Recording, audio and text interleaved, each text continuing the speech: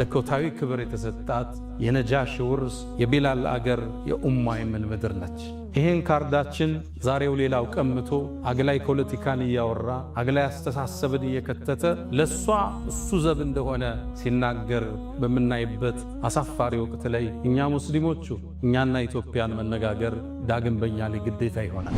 ኢትዮጵያ ያኔ እስልምናን በትክክል ስትቀበል ከመካ ውጭ ሳውዲ አረቢያ ውስጥ ያሉ ሀገራቶች እንኳን ክፍለ ሀገራቶች መዲናን ጨምሮ እስልምና የሚባል አያውቁትም ነበር።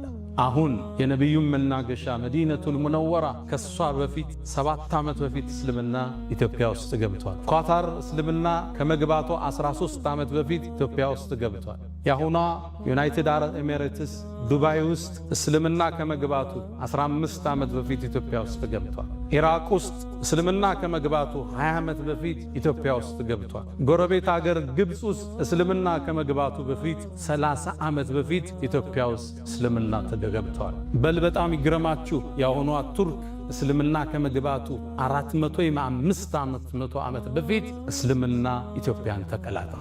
ልብ ብላችኋል? የነቢዩ ልጅ ያረፈችበት ምድር ኢትዮጵያ ጀነት ነቢዩን ዓለይሂ ሰላቱ ወሰላም በሶስተኛ ደረጃ ተከትሎ ይገባል የተባለው ዑስማን ብኑ አፋን መላእክት ከሱ ያፍራሉ የተባለለት ዑስማን ኢትዮጵያን ረግጧል። ነጃፈር ረግጠዋል። ነቢዩ ዓለይሂ ሰላቱ ወሰላም ከሩቅ ጥበቃ ያዘዙላት መለኮታዊ ክልከላ የተቸራት የተከበረች ሀገር ኢትዮጵያ።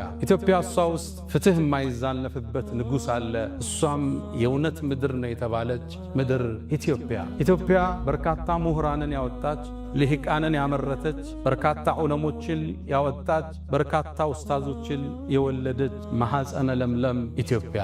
ልብ ብላችኋል? የነቢዩ ልጅ ያረፈችበት ምድር ኢትዮጵያ ጀነት ነቢዩን ዓለይሂ ሰላቱ ወሰላም በሶስተኛ ደረጃ ተከትሎ ይገባል የተባለው ዑስማን ብኑ አፋን መላእክት ከሱ ያፍራሉ የተባለለት ዑስማን ኢትዮጵያን ረግጧል። ነጃፈር ረግጠዋል። አሳዛኝ ሆኖ ትርክቱ ተበላሽቶ በቢላል ስም የሚጠራ ጎዳና ማጣታችን፣ በቢላል ስም የሚጠራ ሙዚየም ማጣታችን አሳዛኝ ነው። እንደ ሀገር እንደ መንግስት ማለት ነው። ኢትዮጵያ 31 ሰሃባዎች ከርሰ ምድሯ ውስጥ አጸደገላቸው አረፏል። 31 ሰሃባ እንደተቀበሩ ታውቃላችሁ? ይህን ታሪክ ማን ያወራል?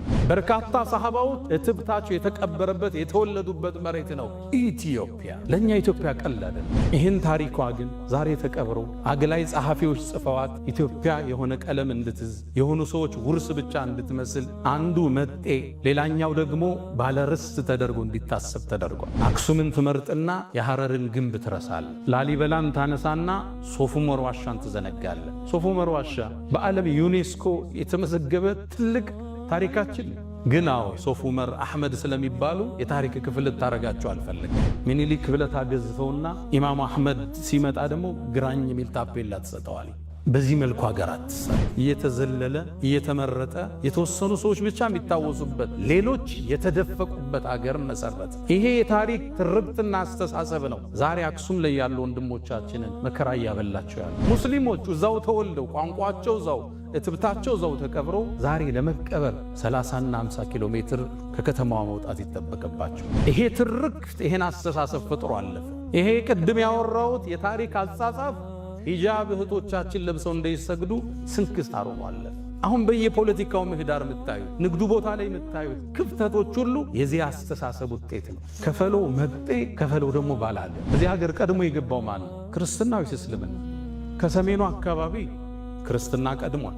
አዲስ አበባን ይዞ ወደ ታች ደግሞ እስልምና ቀድሟል። ሚኒሊክ ግዛታቸውን አስፋፍተው ሐረርን ጅማን ከማቀፋቸው በፊት ጅማ እኮ እስላማዊ ሀገር ነች። ሀዲያ እኮ እስላማዊ ሀገር ነች። ሐረር እኮ እስላማዊ ሀገር ነች። የእስልምና የመገበያያ ሳንቲም ያላት ሀገር ነች።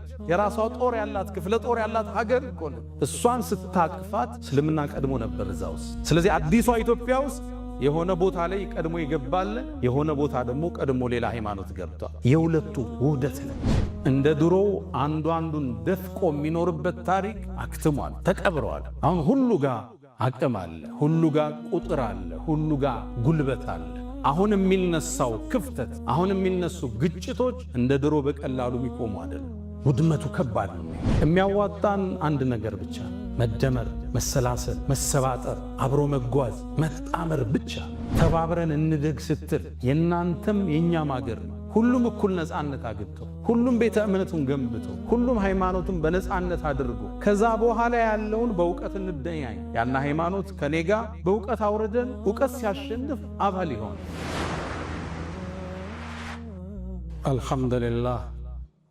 አልሐምዱሊላህ ዚል ጀላል ወሱብሓነላህ አልከቢር አልሙተዓል አልሐምዱሊላህ ሙንዚል አልኪታብ مجري السحاب حازم الأحزاب حمدا لك اللهم لما أسبغت من النعم وصرفت من النقم وأكثرت من العطاء وكشفت من الغطاء. رب إني أحمدك استزادة لفضلك حمدا يوافي نعمك ويكافئ مزيدك، وأحمدك حمد عبد مغمور بعطائك مشمول بحلمك يحيا برحمتك ويعيش في ظل عفوك. فلك الحمد كما ينبغي لجلال وجهك ولعظيم سلطانك. رباه أنت الذي صورتني وخلقتني وهديتني لشرائع الإيمان، أنت الذي أطعمتني وسقيتني وكسوتني وغمرتني بالفضل منك والإحسان، ونصرتني وجبرتني وجعلتني من عبادك الصالحين، ونشرت لي في العالمين محاسنا وسترت عن أبصارهم عصياني، وجعلت ذكري في البرية شائعا حتى جعلت جميعهم إخواني. والله لو علموا قبيح سريرتي لأبى السلام علي من يلقاني، ولا أعرض عني ومل صحبتي ولبؤت بعد كرامة بهواني، لكن سترت معايبي ومثالبي وحلمت عن سقتي وعن طغياني.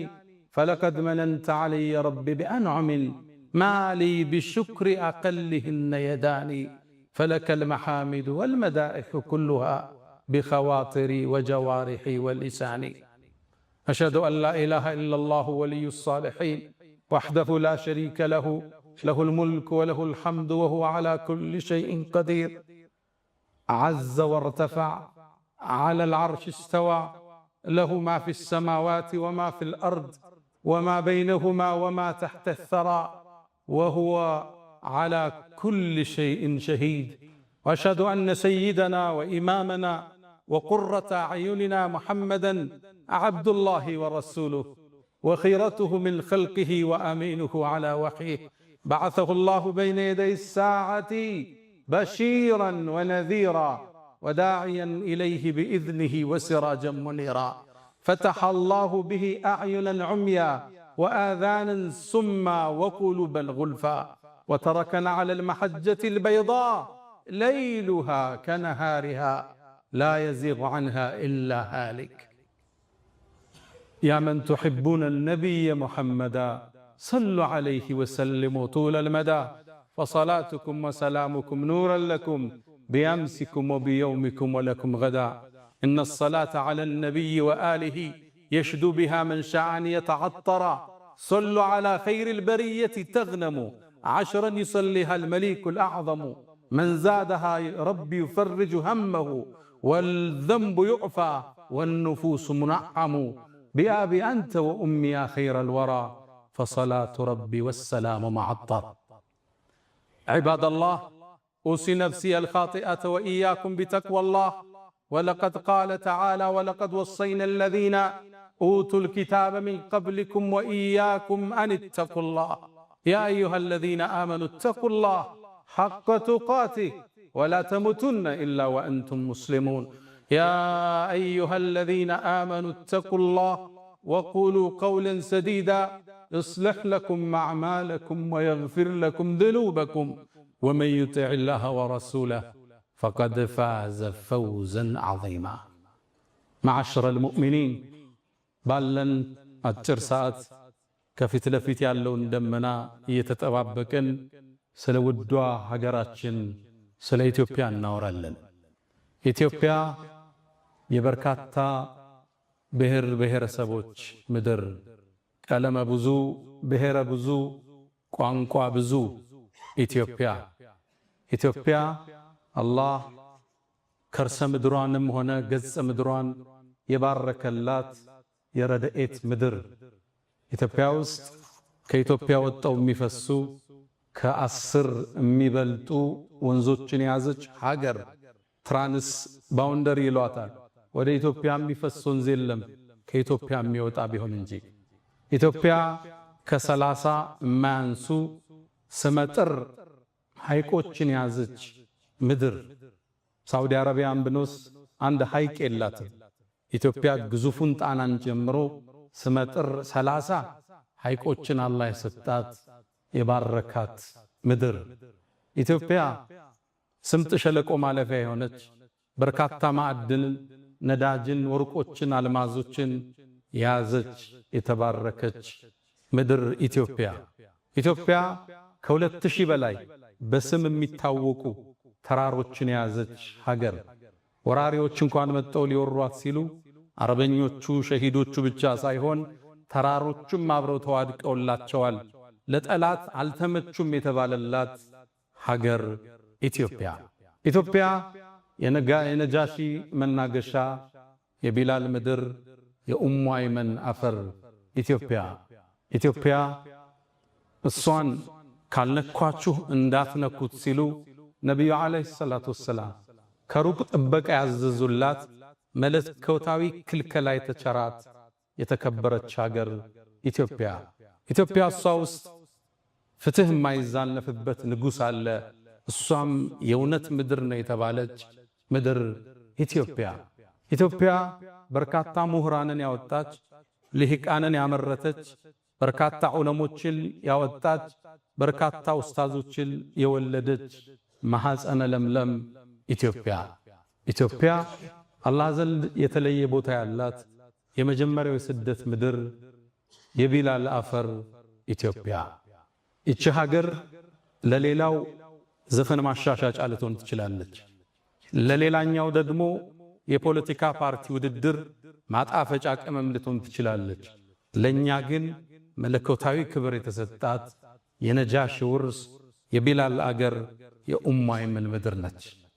ይሄን ካርዳችን ዛሬው ሌላው ቀምቶ አግላይ ፖለቲካን እያወራ አግላይ አስተሳሰብን እየከተተ ለሷ እሱ ዘብ እንደሆነ ሲናገር በምናይበት አሳፋሪ ወቅት ላይ እኛ ሙስሊሞቹ እኛና ኢትዮጵያን መነጋገር ዳግም በእኛ ላይ ግዴታ ይሆናል።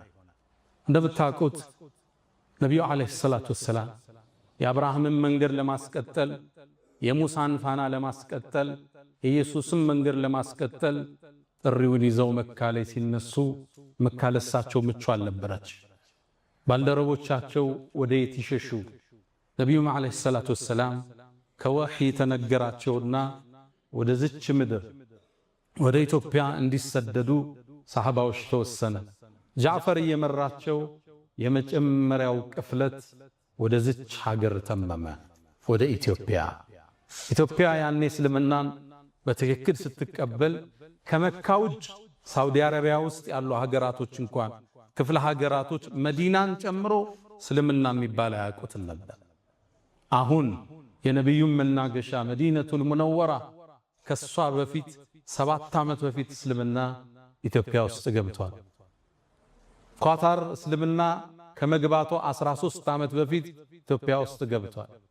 ያሁኗ ዩናይትድ አረብ ኤሚሬትስ ዱባይ ውስጥ እስልምና ከመግባቱ 15 ዓመት በፊት ኢትዮጵያ ውስጥ ገብቷል።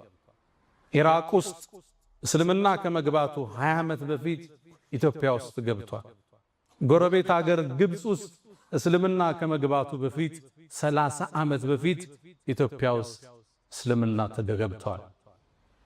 በል በጣም ይግረማችሁ ያሁኗ ቱርክ እስልምና ከመግባቱ 400 ዓመት በፊት እስልምና ኢትዮጵያን ተቀላቅሏል። ኢትዮጵያ ከእስልምና ጋር ለየት ያለ ቁርኝት ያላት ሀገር ነች። ነቢዩ ዓለይሂ ሰላቱ ወሰላም የመጀመሪያውን ቅፍለት ላኩ። ሰሃቦቹም ተመለሱ። እንደገና 83 ቅፍለቶችን የአብራክ ክፋያቸውን ሩቅያን ከባላቸው ዑስማን ጋር አድርገው ወደ ኢትዮጵያ ለስደት የላኩባት ምድር ኢትዮጵያ ነች። ልብ ብላችኋል? የነቢዩ ልጅ ያረፈችበት ምድር ኢትዮጵያ። ጀነት ነቢዩን ዓለይሂ ሰላቱ ወሰላም በሶስተኛ ደረጃ ተከትሎ ይገባል የተባለው ዑስማን ብኑ አፋን መላእክት ከሱ ያፍራሉ የተባለለት ዑስማን ኢትዮጵያን ረግጧል። እነ ጃዕፈር ረግጠዋል። ስለ ኢትዮጵያ ያለን ዕውቀት እጅግ ቁንጽልና ትንሽ ብቻ ነው። የነጃሺ ምድር ነች። ፍትሃዊ ንጉስ የእውነት ምድር ነች ኢትዮጵያ። ነጃሺ ሲታወስ የመጀመሪያ የሰለመው ንጉስ ማለት ነጃሺ። ኢትዮጵያን ጸሐፍቶች ግማሹ አምነው ግማሹ ቢያስተባብልም ዓለም ላይ ያሉ ዕውቅ ጸሐፍት ይህን ታሪክ ያረጋግጣሉ። ከዛም በላይ የአላህ ምስክርን ቁርአን ላይ ይበቃናል። ነቢዩ ዓለይሂ ሰላቱ ወሰላም ዳዕዋቸውን ይዘው ሲነሱ አስተባበሏቸው። ወየቁሉ الذين كفروا لست مرسلا እነዛ ከሃዲያን እኮ አንተ የአላህ ነቢይ መልእክተኛ አይደለህም ይሉሃል። ቁል ብለህ በላቸው ከፋ ሸሂደን በይኒ ወበይነኩም በኔና አንተ መሃል እኮ ከምስክር በኩል አላህ ይበቃናል በላቸው። ወመን ዒንደሁ ዒልሙል ኪታብ አሊያም ያ ሰውዬም አብሮ ምስክር ይሆናል የመጽሐፉ ዕውቀት ያለው ሰው። ወመን ዒንደሁ ዒልሙል ኪታብ ይሄ ግለሰብ ማን? ሁለት ሪዋያ አለ። አንደኛው መዲና ውስጥ የነበረው ታዋቂው የይሁዶቹ ምሁር አብደላህ ብን ሰላም፣ ሁለተኛው ነጃሺ ነው የሚል ተፍሲር አለ። አላህ ለነቢዩ ነቢይነት ምስክር ራሱን ጠርቶ ከዛ ማስከትሎ ነጃሺን የጠቀሰለት የተከበረ ንጉስ። ነጃሺ ዓለይሂ ሰላም ሲሞት አላህ በወሕይ ለነቢዩ ነግሯቸው፣ እሱ የሞተው ኢትዮጵያ ውስጥ ነው፣ ነቢዩ ያሉት መዲና ውስጥ ነው። በወሕይ ተነግሯቸው ዛሬ ደግ ወንድማችሁ ነጃሺ አልፏልና ሶላተል ጋይብ እንስገድበት ብለው የሩቅ ሶላት የተጀመረበት ዛሬ ይህም መስጊድ በሰየምንለት ታላቁ ንጉስ በነጃሺ ነበር የተጀመረ። ሶላተል ጋይብ ሲሰገድ ስናይ ነጃሺ እዚች ምድር ላይ ይታወሳል። ፍትሃዊው ንጉስ፣ አሸናፊው ንጉስ፣ አማኙ ንጉስ ነጃሺ። እሱን እናስታውስ ዘንድ በአፍሪካችን ትልቁ የሚባለው ይሄን ትልቅ ኢንስቲትዩት በሱ እንዲወሰንም መታሰቡ ለዛ ነው። ኢትዮጵያ ከእስልምና ጋር ጥልቅ ቁርኝት ያላት ሀገር ኡሙ አይመን ኡሚ ባዕደ ኡሚ ያሏት ነቢዩ ዓለይሂ ሰላቱ ወሰላም ከእናቴ በኋላ እናቴ ናት ያሏት ኡሙ አይመን እሷ እኮ ኢትዮጵያዊ ነች። እኛ እኮ ነቢዩን ያጠባችው እናት እናታችን ነች።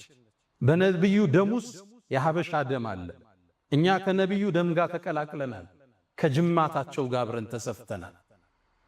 ኢትዮጵያና እስልምና አንድና ያው ናቸው፣ ሚለያዩ አይደለም።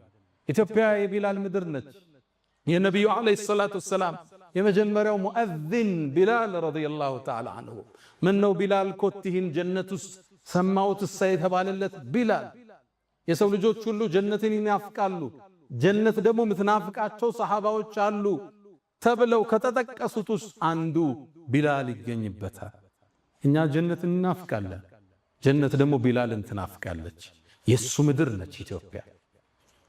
አሳዛኝ ሆኖ ትርክቱ ተበላሽቶ በቢላል ስም የሚጠራ ጎዳና ማጣታችን፣ በቢላል ስም የሚጠራ ሙዚየም ማጣታችን አሳዛኝ ነው። እንደ ሀገር እንደ መንግስት ማለት ነው። ቱርክ ውስጥ ብትሄዱ ከኛ በኋላ 400 500 ዓመት እስልምና የተቀበለው ቱርክ ውስጥ ካሏት 85,000 መስጊዶች ውስጥ በርካቶችን ቢላል ተብለው ተሰይመዋል። ቱርክ ውስጥ ሙአዚን ሆነ ስትመረቅ ሰልጥነ የቢላል ወራሽ የሚል ሰርቲፊኬት ይሰጣል። ኩዌት ውስጥ ብትሄዱ የቢላል ጎዳና የሚል ታገኛላችሁ። ሳውዲ አረቢያ ውስጥ ያልተወለደበት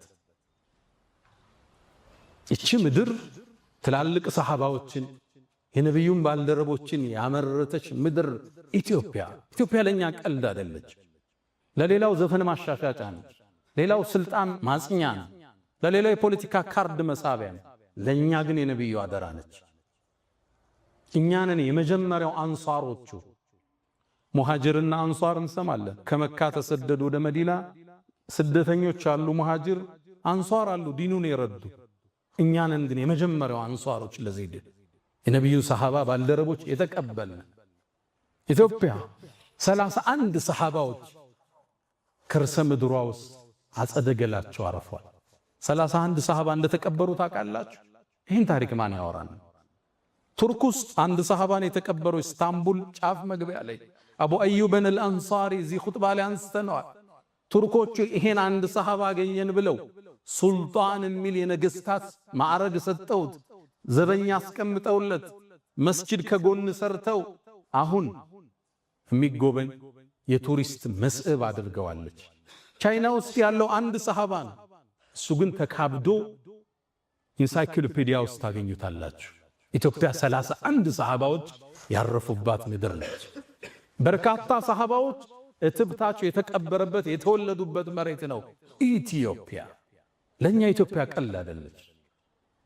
የነብዩ አደራ ነች። የነብዩ ሰሃባዎች አሻራ ያለበት ምድር ነች ኢትዮጵያ ስትባል።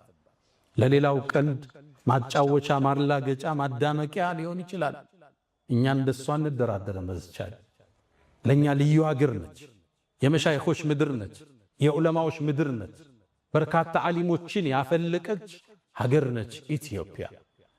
እቺ ምድር ከኛ ጋር ሲታወስ ትልቅ ቁርኝት አላት። ይህን ታሪኳ ግን ዛሬ ተቀብሮ አግላይ ጸሐፊዎች ጽፈዋት ኢትዮጵያ የሆነ ቀለም እንድትዝ የሆኑ ሰዎች ውርስ ብቻ እንድትመስል አንዱ መጤ ሌላኛው ደግሞ ባለርስት ተደርጎ እንዲታሰብ ተደርጓል።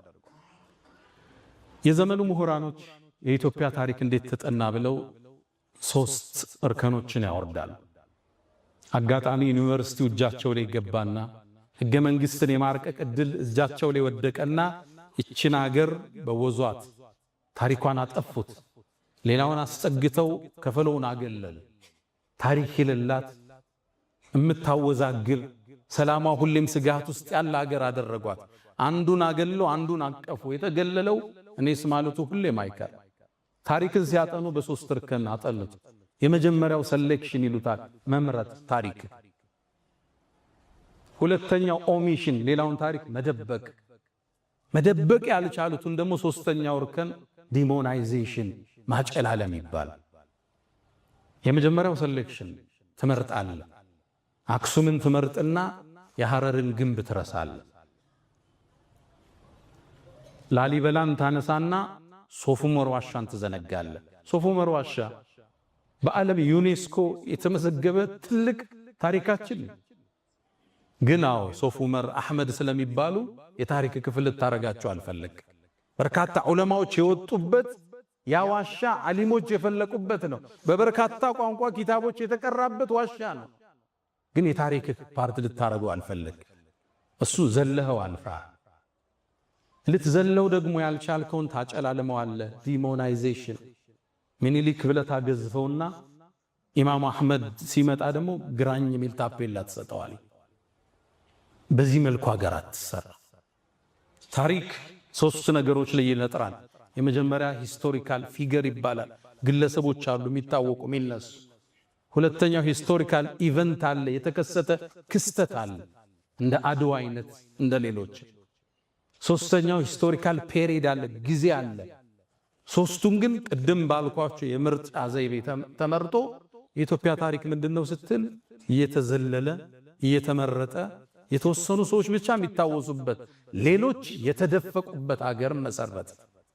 ይሄ የታሪክ ትርክትና አስተሳሰብ ነው ዛሬ አክሱም ላይ ያሉ ወንድሞቻችንን መከራ እያበላቸው ያለ። አክሱም የኢትዮጵያ ክፍል ነች።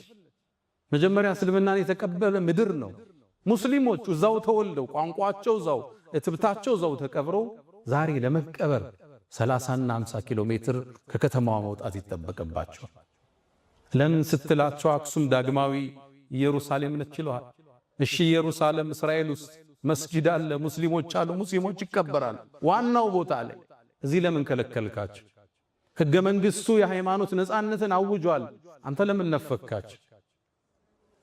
አክሱም ውስጥ መጠጥ ቤቶች አሉ፣ ሺሻ ቤቶች አሉ፣ ይጠጣል፣ ይጨሳል። ሶላት ያው ሙስሊሞች የመሬምን ቅድስነት የተቀበሉ የኢየሱስን ነብይነት ያጸደቁ ክርስቲያኖችን የመጽሐፍ ሰዎች ብለው ያሉት ሙስሊሞች መጠጥ ከሚጠጡ ተራቁበት። ምናልባት በዚህ አጋጣሚ ክቡር ጠቅላይ ሚኒስትርን ለተናገሩት ንግግር አመሰግናለሁ። አክሱም ውስጥ ያሉ ሙስሊሞች 30 ኪሎ ሜትር ሄደው እንዲቀበሩ ከተገደዱ የሞቱት የከለከሉት ናቸው፣ ያ ሰውዬ አይደለም ብለዋል። ይሄ ትርክት ይሄን አስተሳሰብ ፈጥሮ አለፈ። ይሄ ቅድም ያወራሁት የታሪክ አጻጻፍ ሂጃብ እህቶቻችን ለብሰው እንዳይሰግዱ ስንክሳር ሆኗል። አሁን በየፖለቲካው ምህዳር የምታዩት ንግዱ ቦታ ላይ የምታዩት ክፍተቶች ሁሉ የዚህ አስተሳሰብ ውጤት ነው። ከፈሎ መጤ ከፈሎ ደግሞ ባላገር። እሺ እንስማማ ብለህ ጠይቅ። እዚህ ሀገር ቀድሞ የገባው ማን ነው? ክርስትና ወይስ እስልምና? ከሰሜኑ አካባቢ ክርስትና ቀድሟል። አዲስ አበባን ይዞ ወደ ታች ደግሞ እስልምና ቀድሟል። ምኒልክ ግዛታቸውን አስፋፍተው ሐረርን፣ ጅማን ከማቀፋቸው በፊት ጅማ እኮ እስላማዊ ሀገር ነች። ሀዲያ እኮ እስላማዊ ሀገር ነች። ሐረር እኮ እስላማዊ ሀገር ነች። የእስልምና የመገበያያ ሳንቲም ያላት ሀገር ነች። የራሷ ጦር ያላት ክፍለ ጦር ያላት ሀገር እኮ ነች። እሷን ስታቅፋት እስልምና ቀድሞ ነበር እዛ ውስጥ። ስለዚህ አዲሷ ኢትዮጵያ ውስጥ የሆነ ቦታ ላይ ቀድሞ ይገባል፣ የሆነ ቦታ ደግሞ ቀድሞ ሌላ ሃይማኖት ገብቷል። የሁለቱ ውህደት ነች። የሚያዋጣን አንድ ነገር ብቻ ነው፣ መደመር፣ መሰላሰል፣ መሰባጠር፣ አብሮ መጓዝ፣ መጣመር ብቻ። መሰላል እንደምታውቁት ወደ ከፍታ ስንወጣ ሁለት ቋሚዎች አሉት፣ በርካታ ግድሞች አሉት። መሰላል ከዚህ ነው የሚሰራው። አንዱ ብሔር ከሌላኛው ብሔር ጋር፣ አንዱ ሃይማኖት ከሌላው ጋር ተሰናስኖ ነው ወደ ኢትዮጵያ ብልጽግና ከፍታ መውጣት የምንችለው። አንዱን ጥለህ አንዱን አንጠልጥለህ የኢትዮጵያን ህዳሴ ማረጋገጥ አንችል። ሁሌም መጠላለፍ መጠፋፋት ብቻ ነው። በማህበራዊ የለውጥ እርከን ውስጥ 3 እርከን እንዳለ ይነገራል። አንደኛው እኔ ሊባለው እርከን ነው፣ ዲፔንደንሲ የምንለው። ሁለተኛው ደግሞ አንተ የሚለው ነው፣ ለሌላው ዕዳን ማሸከም ነው፣ ዲፔንደንሲ ይለዋል። ሶስተኛው ኢንተርዲፔንደንስ፣ አንዱ ካንዱ ጋር ሲገመድ፣ አብሮነትን ስታውጅ፣ ተባብረን እንደግ ስትል የናንተም የኛም ሀገር ነው። ሁሉም እኩል ነፃነት አግኝቶ፣ ሁሉም ቤተ እምነቱን ገንብቶ፣ ሁሉም ሃይማኖቱን በነፃነት አድርጎ ከዛ በኋላ ያለውን በእውቀት እንደያኝ ያና ሃይማኖት ከኔጋ በእውቀት አውርደን እውቀት ሲያሸንፍ አባል ይሆን። በማግለል በመግፋት ይችን ሀገር ወደ ላይ ከፍ ልናደርጋት አንችልም። አላ ወፈዐሉል ኸይራት ወስተግፊሩ ረበኩም ፈጡባ ሊልሙስተግፊሪን።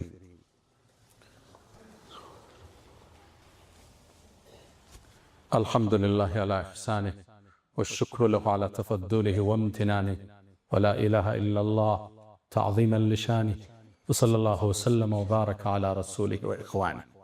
አማ በዕድ ወዶች ይቺ ሀገር ሰላሟ እንድታገኝ እድገቷ እንዲረጋገጥ ከፍታዋ እንዲሰምር አንዱ ብሔር አንዱን ሊገፋ አይገባ። አንዱ ሃይማኖት ከሌላው ነኝ በላይ ነኝ ብሎ ሊያውጅ አይገባ። በአብሮነት ሁሉም እኩል ተሳትፎ፣ ሁሉም ታቅፎ፣ ሁሉም ነፃነት ተሰጥቶት ከሄደ ይቺ ሀገር ከፍ ትላለች። እንደ ድሮ አንዱ አንዱን ደፍቆ የሚኖርበት ታሪክ አክትሟል፣ ተቀብረዋል። አሁን ሁሉ ጋር አቅም አለ፣ ሁሉ ጋር ቁጥር አለ፣ ሁሉ ጋር ጉልበት አለ።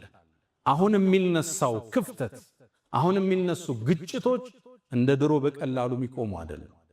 ውድመቱ ከባድ ነው የሚሆን። ድሮ አንዱ ኃያል ይሆንና ሌላውን ደፍጥጦ አስገብሮት ያድራል። አሁን እሱ አይደለችም የኢትዮጵያ ስሪት። ሁሉም አቅም መስርቷል። እንደ ድሮ ልደፍቀዋቸው ኢትዮጵያን ወደ ማትወጣበት ቀውስ ውስጥ ነው ከተናት የምናልፈው። በዓለማችን የቦክስ ታሪክ ውስጥ ረጅም ዙር የፈጀ የሚባል ቦክስ አለ። በ1893 የተካሄደ 7 ሰዓት ነው የፈጀ። 110 ዙር ነው የተፋለሙት። ፎቶዎችን ብታያቸው ሁለቱም ደም ለብሰዋል፣ አሸናፊውም ተሸናፊ። እንዲህ አይነት ዙር ነው ኢትዮጵያ ውስጥ የሚከሰተው። አንዱ አንዱን ቶሎ ደፍጥጦት ደፍቆት የሚቆም ፍልም አይደለም ይሆናል። አንዱ ሲነሳ አንዱ ሲመረቅዝ ይችን ሀገር እንዳልነበረች እናደርጋታለን። እሱ እናንተን ላይ ያሳስባችሁ ይችላል። እኛ ግን ኢትዮጵያ ታሳስበናለች። የነብዩ አደራ አስመክኖች። ሁለተኛ ለአዲሱ ትውልድ ምክሬ በትውልድ ግንባታ ውስጥ ተስፋ መልካምን ነገር እንዲያስብ ማድረግ የማህበረሰብን የማነጫ አንዱ ቅመም። የሰው ልጅ ስታኖረው ተስፋ ሰጠው ነው። አይዞ ይነጋል፣ ችግሩ ሲበዛበት ሊነጋ ሲል ይጨላልማል እያልክ ነው ተስፋ ለሰው ልጆች የምትመገበው። ለዛ ነው ነብዩ አለይሂ ሰላቱ ወሰላም ሐዲታቸው ላይ በሽሩ ወላ ቱነፊሩ አበስሩ ሰውን አታስበርግጉ ይላል። ቁርአን ላይ አላህ ይሄን ያጸነዋል። አላ ኢነ ነስረላሂ ቀሪብ አዋጅ የአላህ ድል ቅርብ ነው ይላል። አለይሰ ሱብሑ ብቀሪብ ንጋቱ ቅርብ አይደለም እንደ ይላል አላህ። ከጭንቀት በኋላ መፍትሄ አላህ አይዟችሁ ይላል። ትውልድ የሚታነጸው ተስፋ በመስጠት ነገ የተሻለ ይሆናል ብሎ እንዲያስብ በማድረግ እንጂ አገር ሙታለች ዳስ ጣል ብለህ ለትውልድ አይነገር። ወስያዬ ለወጣቶች እሱ ነው። ዳሱን አፍርሱትና ደስ የሚለው ተስፋ ላይ ተቅጣጩ።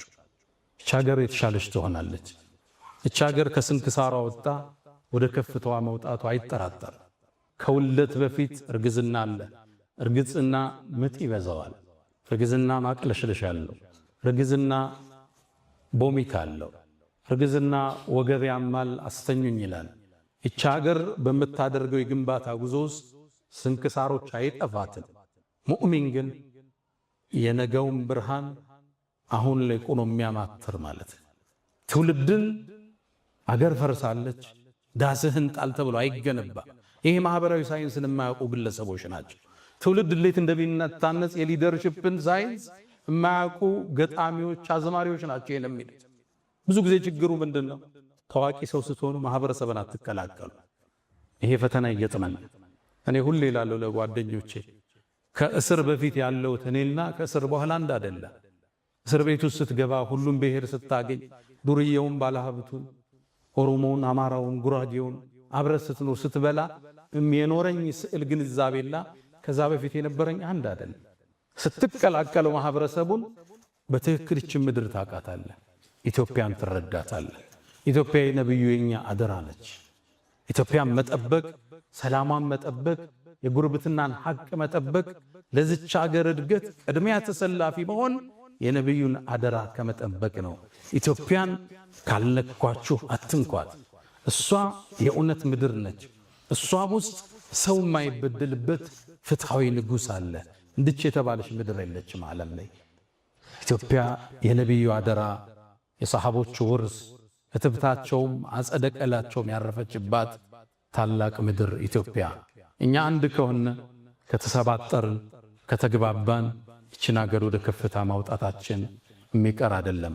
ያ መን ትሕቡነ ነቢየ ሙሐመዳ ሰሉ ዐለይሂ ወሰልሙ ጡለል መዳ ፈሰላትኩም ወሰላሙኩም ኑረን ለኩም بأمسكم وفي يومكم ولكم غدا إن الله وملائكته يصلون على النبي يا أيها الذين آمنوا صلوا عليه وسلموا تسليما اللهم صل على محمد وعلى آل محمد كما صليت على إبراهيم وعلى آل إبراهيم وبارك اللهم على محمد وعلى آل محمد كما باركت على إبراهيم وعلى آل إبراهيم في العالمين إنك حميد مجيد اللهم أعز الإسلام والمسلمين وأذل الشرك والمشركين ودمر اللهم أعداءك أعداء الدين اللهم لا تدع لنا في مقامنا هذا ذنبا إلا غفرته ولا هما إلا فرجته ولا دينا إلا قضيته ولا رزقا إلا وسعته ولا مريضا إلا شفيته ولا غائبا إلا رددته ولا ميتا إلا رحمته اللهم إنا نسألك العفو والعافية والمعافاة الدائمة